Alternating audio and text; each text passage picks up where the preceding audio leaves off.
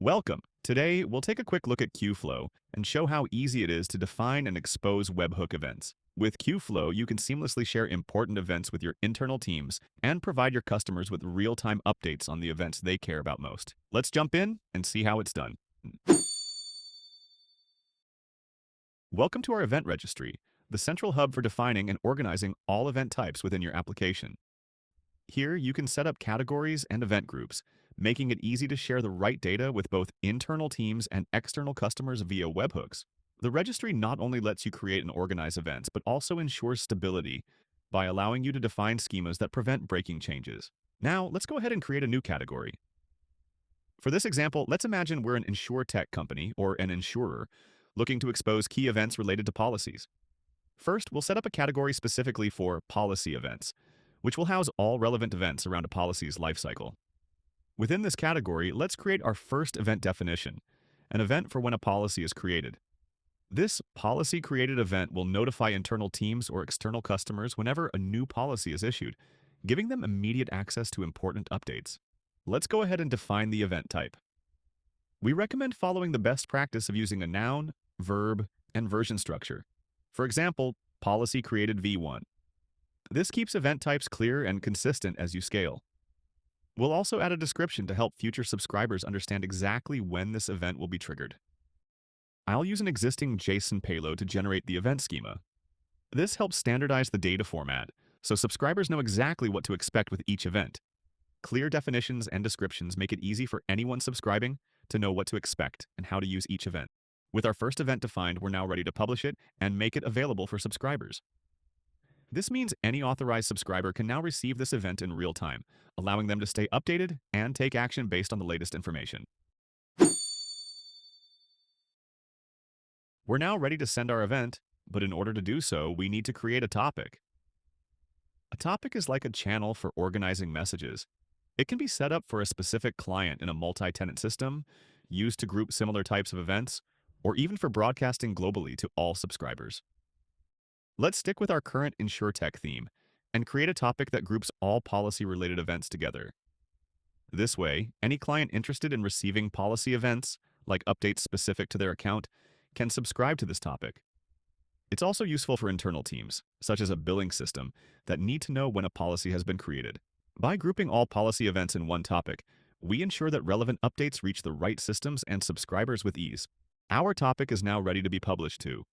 All that's left is to create a subscriber who will receive the events whenever they're published to this new topic.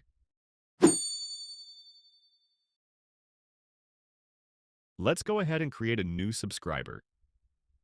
In our scenario, the billing team needs to know when a new policy is created to set up payment collection. We'll give this subscriber a clear name and description, set up a webhook URL, and configure the automatic retry count based on the event type. We can also filter for specific events we're interested in, optimizing the flow and minimizing unnecessary data. With our webhook created, we can retrieve its secret signing key, which protects us from man-in-the-middle and replay attacks. And that's it. We've created a subscriber in just a few seconds. Let's manually send an event to test delivery. We'll choose the specific event we want to send and adjust the information in the event using some dummy data for this example. I'll also open a background window that shows the handler receiving the events in real time as they come in. We'll click send and then check our terminal to confirm the event's arrival. As you can see, the event was successfully sent and received. Additionally, we can monitor the publish throughput using the topic's metrics. To verify delivery, we can view the subscriber status. As you can see, our subscriber received the event successfully.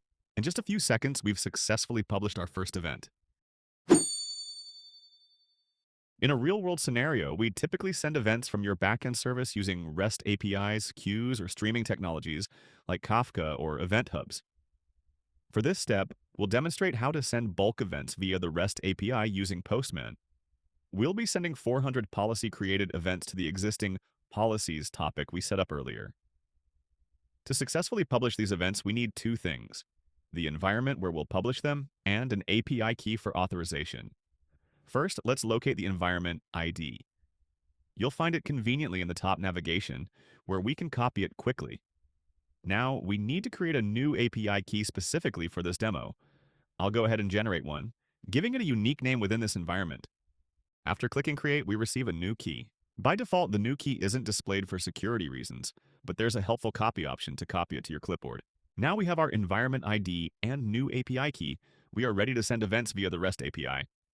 Now, I'm going to switch over to Postman to send the 400 events. At the same time, I'll open my terminal window again so we can watch as the events are received in batches. As you can see, we're publishing to the designated publishing endpoint, and we're specifying our topic by including its name directly in the publish path. This ensures our events are routed correctly to the intended topic. Next, we'll set the environment ID as a header value, along with the API key we generated, which we'll place in the authorization header. This setup ensures our request is properly authenticated and directed to the correct environment. Now we'll send an array of 400 events in the request body and click Send to post them. As you can see, the request was accepted, and our events are now on their way to any subscribers actively listening for them. We can also see that our subscriber has received the events in chunked batches. This approach optimizes throughput and prevents overwhelming the subscriber. I've gone ahead and sent another event to a webhook to simulate a failure scenario. When an event fails to deliver, it goes through a series of automatic retries. If the final retry also fails, the event is placed in a dead letter queue, a safe spot where undelivered events are stored instead of being lost. Dead lettering helps ensure you never lose critical events, and with queue flow, you can easily replay dead lettered events whenever you're ready, so no event goes unprocessed. Now that our event is in the dead letter queue, let's go ahead and inspect it. Here, we can review the event details to understand what caused the failure. Once we're ready, we can simply replay the event from the dead letter queue, ensuring it gets another chance to reach its destination successfully. This way, even if an event fails initially, we can always deliver it as intended. We can quickly check the metrics to see if the delivery was successful. And there it is.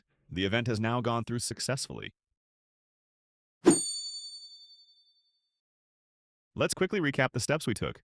First, we created a category and defined our event, giving it a clear structure. Next, we set up a topic to publish this event. Once that was ready, we created a subscriber to receive the event and then published it to see it in action. We even tested a dead letter scenario to demonstrate how any failed events are safely stored, so we never have to worry about losing critical data. With Qflow, you can see how straightforward and reliable event management can be. Thank you for watching this demo. I hope you found it helpful and got a good sense of how Qflow simplifies and secures your event management. If you're ready to see it in action yourself, you can sign up for free and give it a go. Feel free to reach out if you have any questions or want to dive deeper. Thanks again.